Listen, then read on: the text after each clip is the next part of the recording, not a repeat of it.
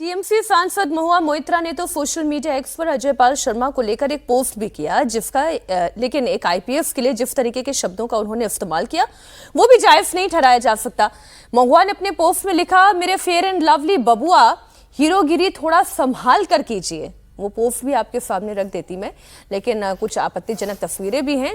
अखिलेश यादव को भी आप देखिए, अखिलेश यादव भी लिख रहे हैं अजय पाल शर्मा को लेकर। अखिलेश यादव ने लिखा कि बीजेपी से संभल और रामपुर में टेस्ट किए गए एजेंट जो है वो बंगाल भेजे गए हैं, लेकिन बंगाल में दीदी हैं और दीदी ही रहेंगी। तो दो ये पोस्ट आप देख रहे हैं। एक संजय सिंह ने भी पोस्ट किया।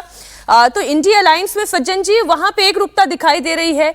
अजय पाल शर्मा पहुंचे नहीं पश्चिम बंगाल कि संजय सिंह, अखिलेश यादव, महुआ मोइत्रा सबने एक एक करके पोस्ट करना शुरू कर दिया।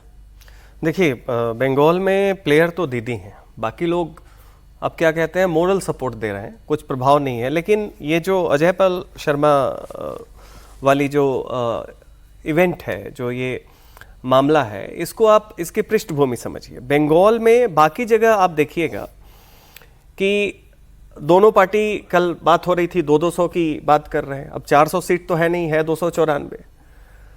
तो बाकी पूरे इंडिया में आप देखेंगे कि एक्चुअल वोटिंग से पहले आप परसेप्शन की लड़ाई लड़ते हैं, जिसमें हम लोग जाते हैं कि माहौल क्या है, हवा क्या है। हर पार्टी चाहती है कि वोट से पहले ऐसा लगे कि वो जीत रहे हैं, लेकिन बाकी जगह वो जो अनडिसाइडेड वोटर होते हैं उनको टारगेट करते हैं कि देखा देखी वो जो जिधर हवा चल रही है चले जाए। बंगाल में क्या है, सीपीएम के समय से फियर फैक्टर ऐसा है कि अगर आप वोट करना भी चाहते हैं तो भी आप, जब तक कि परसेप्शन में आपको यह ना लगे कि हमारी पार्टी आ रही है, आप वोट नहीं करेंगे। वहां पे कमिटेड वोटर भी सोचता है अगर आप अपोजिशन में हैं तो।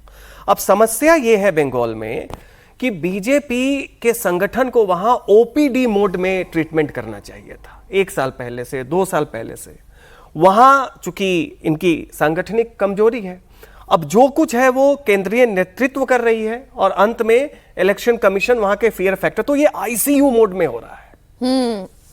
तो ओपीडी मोड को आपने, जब पेशेंट ओपीडी के लिए आया, आपने उस पर ध्यान नहीं दिया।